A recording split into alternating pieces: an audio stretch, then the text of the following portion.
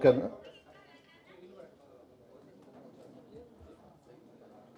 అందరికీ నమస్కారం. ఫిబ్రవరి 16వ తేదీ నా సోదరుడు నల్లపరెడ్డి రాజేంద్ర కుమార్ రెడ్డి గారికి వేమిరెడ్డి ప్రశాంత్ రెడ్డి ఫోన్ చేయడం జరిగింది. అందులో చాలా విషయాలు మాట్లాడారు. అవన్నీ కూడా మీ ముందు పెడుతున్నాం. ఏ విధంగా జగన్మోహన్ రెడ్డి గారి ద్వారా లబ్ధి పొందారో మీ అందరికీ తెలుసు. వాళ్ళ స్వార్థం కోసం పార్టీ వీడి వెళ్ళారు. రకరకాలుగా నా తమ్ముడితో మాట్లాడింది. అవన్నీ కూడా మీకు వినిపిస్తాను. ఆమె ఫోన్లో మాట్లాడలేదు, కానీ మధ్యవర్తుల ద్వారా మా మధ్య ఏదో చిన్న మనస్పర్ధలు ఉన్నాయని 3 కోట్లు ఆఫర్ చేసి తెలుగుదేశం పార్టీలోకి రమ్మని చెప్పడం జరిగింది. మా తమ్ముడు మా మధ్య ఏదో చిన్న చిన్న మనస్పర్ధలున్నా కుటుంబం అన్నప్పుడు ఉంటాయి, పార్టీలు అన్నప్పుడు కూడా ఒక కుటుంబం లాంటివి చిన్న చిన్న మనస్పర్ధలు అనేవి వస్తుంటాయి. మేము ఇద్దరం మాట్లాడుకున్నాం. విజయసాయి రెడ్డి గారి దగ్గరికి, జగన్మోహన్ రెడ్డి గారి దగ్గరికి కూడా తీసుకువెళ్ళాను, మాట్లాడుకున్నాం. రాజేందర్ చెప్తాడు మీకు వివరాలన్నీ.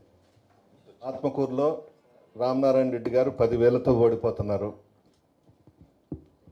కావలిలో వాడు ప్రతాప్ రెడ్డి, మర్యాద కూడా లేదు, గౌరవం కూడా లేదు. చంద్రమోహన్ రెడ్డి గారి గురించి విన్నారు. ఎట్లా చెప్పండి మీరే? ఈమెని రాజకీయ నాయకురాలు అంటామా, కోటీశ్వరాలు అంటామా, నడమంత్రపు సిరి అంటామా? నేనైతే నడమంత్రపు సిరే అంటాను. మధ్యలో డబ్బు వచ్చింది, అహంభావం, అహంకారం, పొగరు, ఇవన్నీ వచ్చేటట్లు చేస్తాయి డబ్బులు. ఆ పొగరుతోనే ఇవన్నీ మాట్లాడింది. కరెక్ట్ కాదు కదా. ఈరోజు సోమిరెడ్డి ప్రశాంతిరెడ్డి గారి నుంచి వేమిరెడ్డి ప్రశాంతిరెడ్డి గారి గురించి మారిన ప్రశాంతమ్మ గురించి నేను ఒకటే మాట చెప్తున్నాను. నాకు ఆ రోజు ఫోన్ చేసినప్పుడు ప్రశాంతక్క అర్థం పర్థం లేకుండా, ఆలోచన రహితంగా ఒక రాజకీయ నాయకురాలని చెప్పుకుంటూ మన ముందుకొచ్చిన వేమిరెడ్డి ప్రశాంతిరెడ్డి గారికి ఇంత అమాయకత్వమైనటువంటి మనస్తత్వంతో ఇవి ఎలా వచ్చిందా రాజకీయాల్లోకి అని చెప్పి నాకు అనిపించింది. తెలుగుదేశం పార్టీ నాయకుల గురించి, వైఎస్ఆర్సీపీ పార్టీ నాయకుల గురించి, పెద్ద పెద్ద నాయకుల గురించి కూడా అమాయకత్వంగా వాళ్ళని ఎంత చిన్న చూపు చూసి కరివేపాకులాగా విసిరిపారేసిందంటే నేను చెప్పే వీడియో గురించి మీకు అర్థమవుతుంది. మొదటగా దినేష్ గురించి మాట్లాడింది, పొలంరెడ్డి దినేష్ కుమార్ రెడ్డి గురించి. దినేష్, ఆ పదాలు మీరు విన్నారంటే, మీరు స్పోక్స్మెన్గా వెనక నిలబడి ఉన్నటువంటి మీరు ఆమెని ఎలా గెలిపిస్తారో మీరే అర్థం చేసుకోండి అని చెప్పి నేను మీకు తెలియజేసుకున్నాను. ఆమ్నం రామనారాయణ రెడ్డి గారు, బుచ్చి మండలంలో మీరు మా సోదరి ప్రసన్న కుమార్ రెడ్డి గారి రాజకీయ అనుభవం ఉంది కదా, మీరు ఎట్లా మాట్లాడతారండి ఆమె గురించి అని మీరు ప్రసంగించారే. ఈరోజు మీ గురించి ఎంత చీప్గా మాట్లాడారో, మీరు 10,000 ఓట్లతో ఓడిపోతారని చెప్పి మీరు ఎంత బహిర్గతంగా నాతో చెప్పిందో తెలుసుకుని ఈరోజు మాట్లాడండి. రామనారాయణ రెడ్డి గారు, చంద్రమోహన్ రెడ్డి గారు, మామా మీ గురించి ఏం మాట్లాడిందో తెలుసు మామా.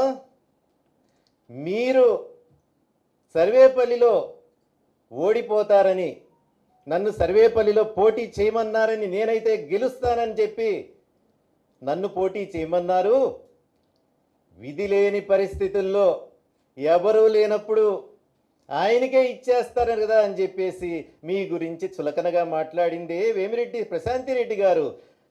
సోమిరెడ్డి కుటుంబ సభ్యుల అనుమతితో నేను వివాహం చేసుకున్నానని గర్వంగా చెప్పుకున్న ప్రశాంతిరెడ్డి గారు వేమిరెడ్డి చంద్రమోహన్ రెడ్డి గారి గురించి అంత చులకనగా మాట్లాడారంటే ఇంకా చూసుకోండి ఆమెకి కుటుంబం పట్ల ఎంత గౌరవ మర్యాదలు ఉన్నాయని చెప్పి నేను మీకు మనవి చేసుకుంటాను.